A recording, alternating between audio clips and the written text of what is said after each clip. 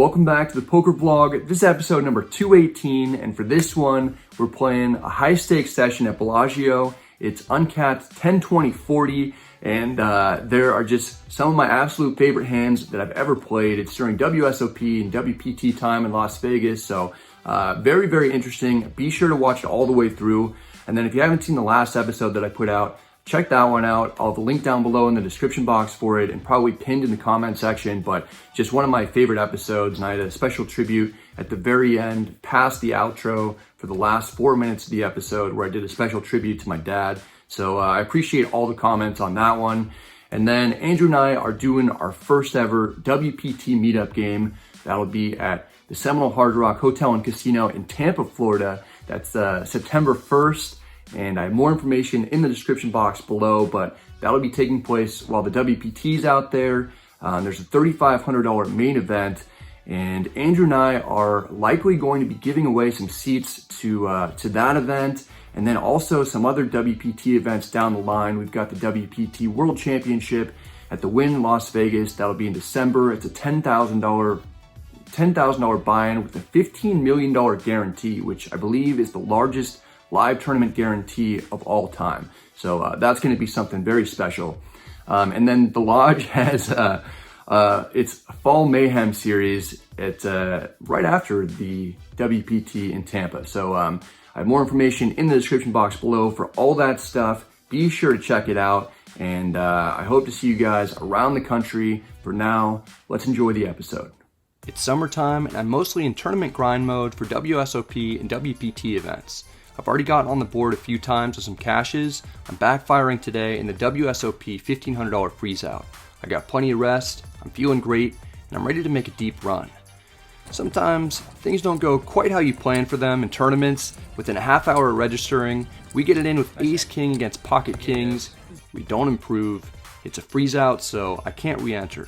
I'm still in the mood to play poker. I wasn't planning on filming for the vlog today. I was just going to do Instagram updates for the tournament, but I make the walk in the Las Vegas heat from Bally's to Bellagio to see if I can get in a high stakes cash game where I can hopefully get back the $1,500 I've already lost and perhaps more. The room is packed with players. I'm on the list for both 510 and 1020. I get called for the 510 first. I buy in for $1,500, that's the max. We begin the 510 session at 326. We'll be taking the 1020 seat as soon as it becomes available though. A few hands in, we're dealt pocket aces. The under the gun player straddles to 20. I raised to 50 from under the gun +1. Under the gun +2 calls, he indicates that he's a viewer of the channel. We're heads up out of position, the flop comes 8-6-3 with 2 clubs. Our streak of minimally flopping an overpair with pocket aces continues. I bet 100 to take the opponent to value town. He calls, he can have quite a few flush draw combos, especially since we don't have the ace of clubs. He can also have plenty of overpairs to the board given that I was first to act pre-flop, and he called my raise being second to act. Should have a narrow range containing some premiums. The turn is the 5 of clubs completing the flush draw. This board doesn't connect well with my range as the pre-flop raiser. I check for pot control. The opponent checks back, maybe he doesn't have a flush after all. The river is the 7 of diamonds putting 4 to the straight out there. Not an ideal run out for us. I check hoping that we can get the showdown cheaply. Instead, under the gun +2 bets 280. This is a very annoying spot to be in.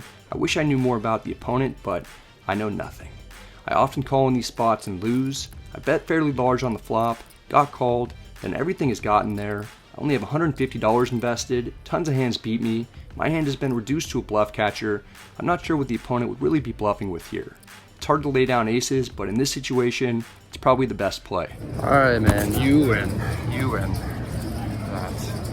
Oh no, we're shown pocket deuces. We in fact did get bluffed. The day isn't off to the best start that I've ever had. Nice bluff, nice bluff. Thanks, man. Next we've got king-queen offsuit on the button. I raised to 30. The player who just bluffed us, 3 bets to 140 from the small blind. There's an old saying in poker that dates back to centuries ago. That saying is, get revenge on the bastard who just bluffed you. You've probably heard that one before somewhere. It's kind of like those old rounders quotes that get used over and over again. We've got a hand that's mostly a call, but occasionally we'll 4-bet with it. We're never supposed to fold on the button versus small blind 3-bet. We call for 110 more. We're heads up in position. The flop comes ace-jack-5 rainbow. We've got a gutter ball.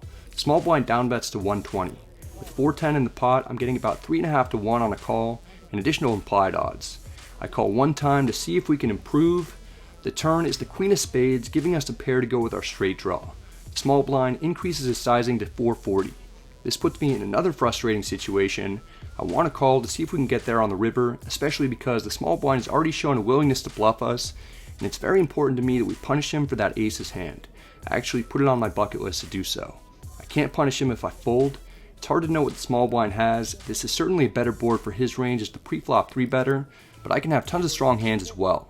I can have straights, sets, and 2-pair combos, plus I have removal to strong hands like King 10, Pocket Queens, Ace Queen, and Ace King. My mind is getting some dark thoughts. I hear a little voice saying, "Swing for the fences, Brad." That's all I needed to push me over the edge. I'm going for it. We don't get snap called. That's a good sign. Perhaps the opponent has nothing. Nope. He calls a few seconds after thinking. Not great. We need to drill a 10, and we need it badly. Sure you're good. Nice hand. The river is the 6 of diamonds. The opponent happens to have top 2 pair, even though we have removal for it. This should serve as a lesson that you really shouldn't be trusting voices inside your head. They often don't have your best interests in mind. Not only do we not punish the small blind, he destroys me and I'm stuck at $1,500 cash game buy-in to match the $1,500 tournament buy-in from earlier. I'm down $3,000 total for the day. We pick up ace-9 suited under the gun +1 in another straddle pot. I raise to 50. The cutoff calls. The under the gun straddler calls. We're going 3 ways to the flop. It comes Jack 5-4 rainbow. No one else seems to have anything. We all check. Good news for us. We get to see a free card. The turn is the 10 of clubs, giving us the flush draw. Under the gun bets 70. That's a reasonable amount for us to stick around. I call. The cutoff is like Rachel Green when it comes to a relationship with Gunther. The player wants nothing to do with it and gets out of there. It's down to heads up. The river is the queen of hearts. We brick our draw and end up with ace high. We're gonna have to abort here. Except under the gun checks. We have card removal to straights. Having 2 clubs in our hand is bad, but we might have played ace king, ace queen, queen 10, or king queen the same way up to this point. The thing we have working against us is that we just got caught bluff shoving a few minutes prior. Our image isn't the best. We YOLO this one, announcing a bet of 180. Before the chips are out there, the opponent folds. We get the ace high bluff through, although it's possible that the player had a lower flush draw and we had the best hand. At least we win 1 pot at this table. I'm done with it though. When you're down a few $1,000s on the day, there's really only one thing to do. You guessed it, that's move up in stakes. We get called for the uncapped 10-20 game with a $20 big blind ante. That's the biggest game that's open to the public at the moment. After exchanging 1,000 of my $10 chips for black chips, I add on for an additional 5,000 while cashing out 180 of my remaining $10 chips. It's a bit confusing, but basically I'm in for 7,820 in this cash game session, and when I take my seat at the 10-20 table, I've got 6,500 in front of me. We get into the action quickly here as well. The very first hand we're dealt, we have ace king offsuit and cutoff. There's a straddle to 40 on. I had to post 20 to be dealt in. We'll be making it more than that. I raised to 100. The players here seem to find it very unlikely that I immediately sat down to a monster. The small blind puts in a welcome to the table 3-bet to 450. The under the gun straddler comes back over the top, trying to bully me like I'm some kind of tourist. He puts in a cold 4-bet to 950. I'm having flashbacks to busting the tournament earlier today with ace king versus kings. We might be playing ace king for stacks here in a second too, but I suspect that one or both players could be weak. In higher stakes games, there's a lot more aggressive play pre-flop than in lower stakes games. I'm a bit concerned that we're up against a monster again, but I have good card removal, and I'm not letting these guys push us around. I announce a 5-bet to 3,000. I've never seen 2 players fold faster in my life. We once again don't get the bet out there. One of the players at the table asks the dealer to show us what the flop would have been. I'm kind of curious myself. The dealer puts out 8-7-3 with 2 clubs, giving us absolutely nothing. I'm glad that we didn't fold or just flat the 4-bet. Our aggressiveness pays off, allowing us to get unstuck for the cash game session. We still need to recoup the tournament buy-in though. In this one, we're dealt 9-8 of hearts in the small blind. Nearly everyone is straddling to 40 by the way. The straddle is on now. It's under the gun +1, raises to 140. She's probably the least experienced player at the table and is doing some wild things. I call to get involved with her. The straddler calls as well. We're going 3 ways to the flop, out of position. Hold on to your bucket hats. It comes king 7-5 with 2 hearts. We've got a straight flush draw. I check. Under the gun checks. The pre-flop raiser continues firing for 200. I'm debating whether I want to check raise now or not. Ultimately, I call because it's for a small amount and I have so many outs, I don't necessarily need to turn my hand into a semi-bluff. Under the gun also calls. 3 of us are still in it. The turn is the deuce of clubs, mostly a blank, but there's a second flush draw out there. I check. Under the gun checks. Under the gun +1 bets 700. I'm running out of time to make a big hand. On the flop, my sense was that neither opponent really had much. I took more of a passive line then. I choose the more aggressive line here, and I check raise to 2,000. Oh, yeah. I've got moves for days. The opponents at the higher stakes don't know what hit them, except under the gun shoves for 5,800. Oh, shit. Give me back my 2,000. That was a joke bet. It wasn't intended to be taken seriously, although I can see how maybe someone could have mistaked it for a serious bet. The situation gets worse as under the gun shove is followed by under the gun +1 shove for 4,200. This is disgusting. 2 all-ins. How much? Can I get counts for this for both? I had both players covered to start the hand. I asked for counts so I can do some calculations at the table. There's about 13,000 in the middle, and I have to call 3,800 more for a chance to see one card. I have no clue what to put the opponents on. The under the gun player's line in particular is odd since he just flatted the flop bet after 2 people put money in, then cold 3-bet shoves the turn. It's very suspicious, and it seems like he could also be on a draw. If he or the under the gun +1 player have a better heart draw, I won't have nearly as many outs. There's some likely scenarios where I only have 4 outs. For example, if one player has ace deuce of hearts and the other player has ace king or a set, I'd only have a 9.5% chance of winning, and I need over 9-to-1 pot odds for calling to be profitable. In this hand, I'm getting about 3.4-to-1 on a call. I need to win more than 22.5% of the time for a call to be profitable.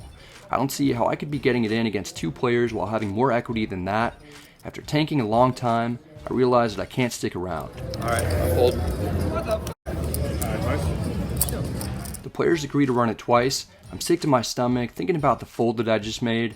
If I would have ended up winning a $17,000 pot by making a call that I didn't make, I'm going to have a hard time sleeping for a while. Please don't put a heart or a 6-out dealer.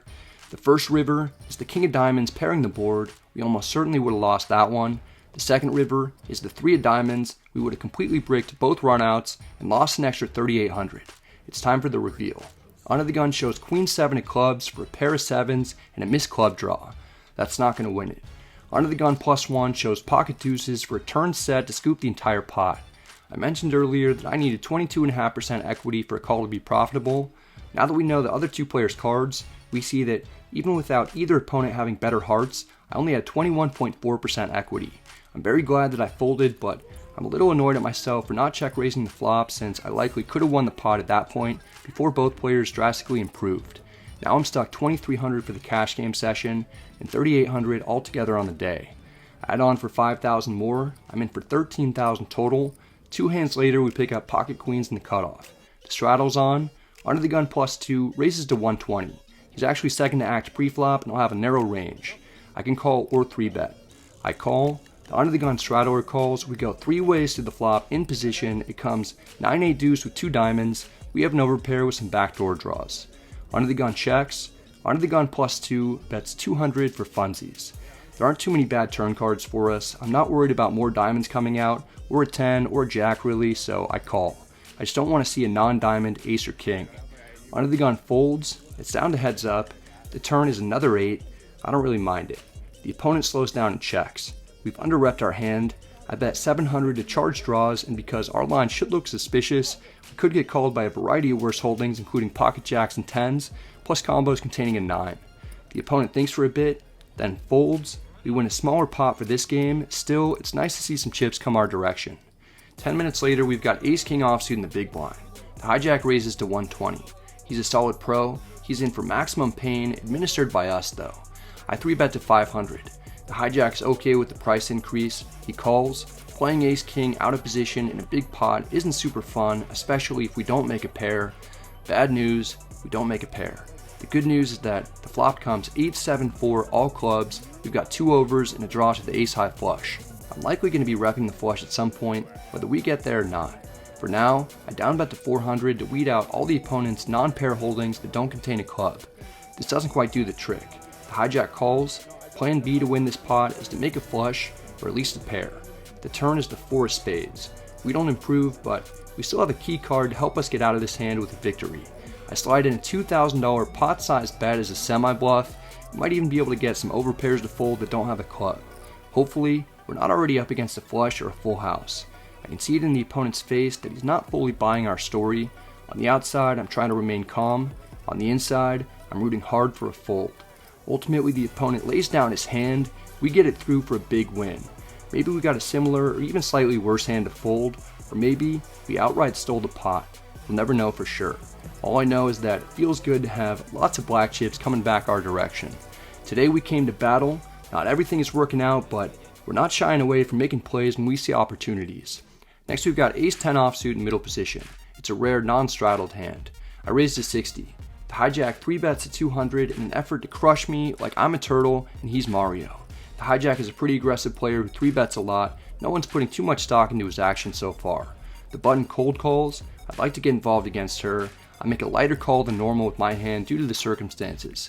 We're going 3 ways to the flop out of position.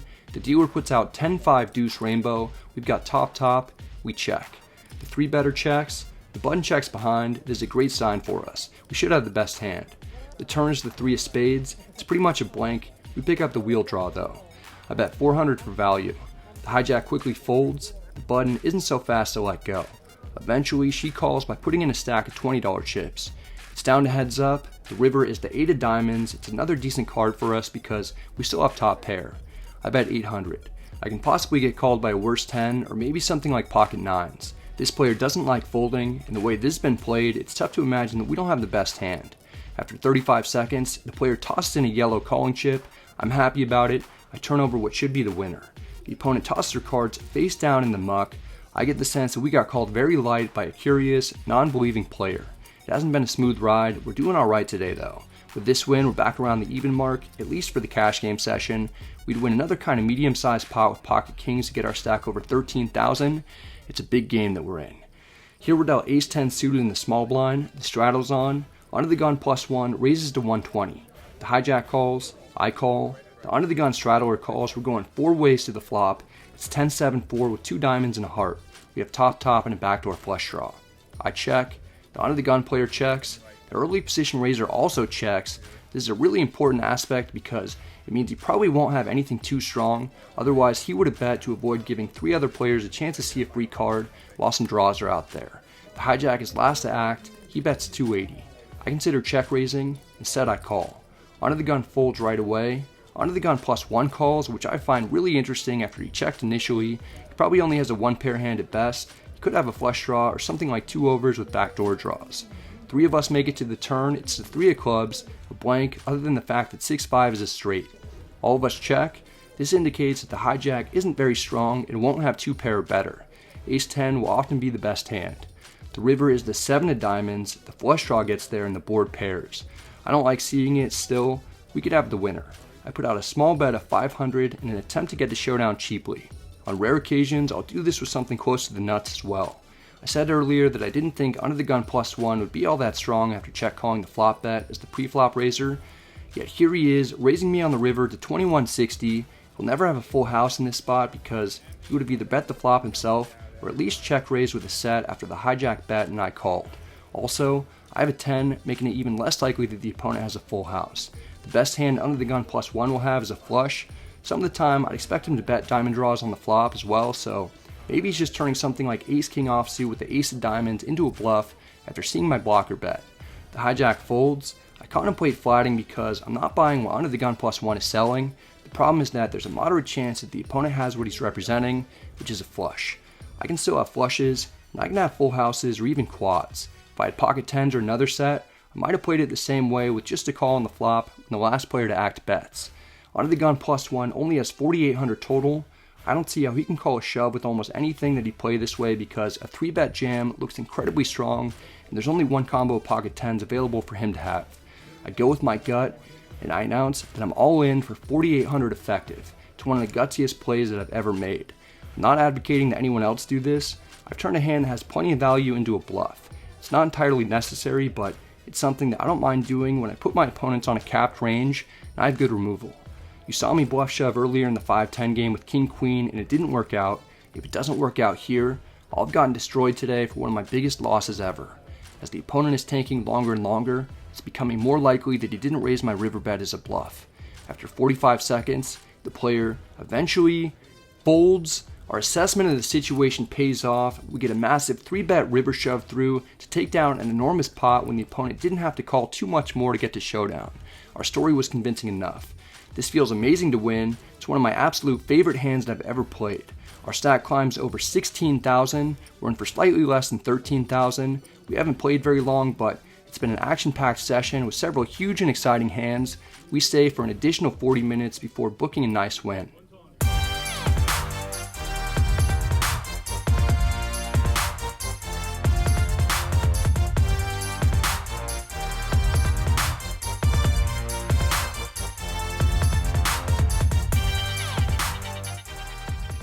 Short session today. I bricked that $1,500 freeze out, then I got stuck right away in the 510. I thought it was just going to be an awful day. Ended up coming back big. I didn't really make any big hands myself, but all the bluffs worked out for the most part, except for I did have that straight flush draw and I check raised turn.